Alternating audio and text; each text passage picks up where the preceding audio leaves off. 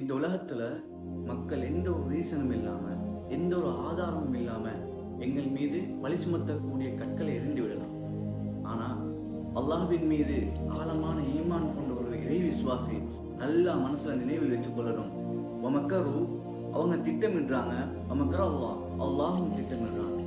வல்லாஹு கைருல் மாக்கிரீன், அல்லாஹு தாலா திட்டமிடுபவரில் மிகச்சிறந்தவனாக இருக்கின்றான். யூதர்கள் ஈசா அலைஹிஸ்ஸலாம் அவங்களை சொல்றதுக்கு திட்டமிடுறாங்க. ஆனால் அந்த இடத்துல அல்லாஹ்வுடைய திட்டம் வெற்றி பெறுது. அல்லாஹ் மிகச்சிறந்தவனாக இருக்கின்றான்.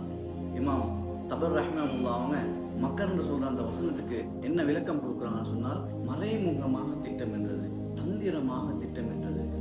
அதே போல இமாம் குர்துபி ரஹ்மத்துல்லாஹி அவங்க சொல்றாங்க, அல்லாஹ்வுடைய மக்கர்ன்னு சொன்ன என்னன்னு சொன்னால், உண்மையை வெளிப்படுத்தி பொய்யை அழிக்கக்கூடிய அந்த திட்டம் தான் அல்லாஹ்வுடைய மக்கர்ன்னு சொல்லி இமாம் குர்துபி ரஹ்மத்துல்லாஹி அவங்க சொல்றாங்க. சில நேரத்துல அந்த பழி சுமத்தப்பட்ட அந்த விடயம், அந்த வார்த்தைகள் சில நேரத்தில் அந்த கான்டெக்ஸ்டுக்கு மிகவும் பலம் வாய்ந்த உண்மையாக விளங்கிடும். இருந்தாலும் அல்லாஹ்விடத்துல அதுக்கு எந்த ஒரு பெருமானமும் கிடையாது. அல்லாஹ் தஆலா குர்ஆன்ல சொல்றான், வலா தஹ்ஸபன்னல்லாஹ காஃபிலன் அம்மா யஅமலூனல் ஸாலிமூன்.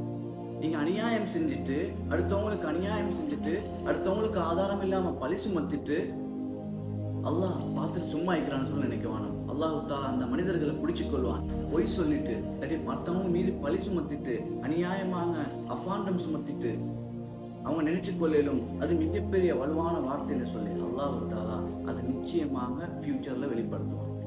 இமாம் இப்னு கைம் ரஹ்மத்துல்லாஹி சொல்றாங்க, அடக்குமுறையின் மூலம் சூழ்ச்சி செய்யக்கூடியவங்களோட அந்த அவங்களுடைய வார்த்தைகள், அவங்களுடைய செயற்பாடுகள் எப்படி இருக்கும் தெரியுமா?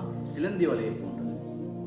அதை பார்க்குற நேரத்தில் சம்டைம்ஸ் அதை பார்க்குற நேரத்தில் ஸ்ட்ராங்காக விளங்கிடும். ஆனால் அதை நாங்கள் தட்டினேன்னு சொன்னால், சும்மா தொட்டேன்னு சொன்னாலும் அது சரிந்து விழுந்துடும் சொல்லி இமாம் இப்னு கைம் ரஹ்மத்துல்லாஹி சொல்கிறாங்க.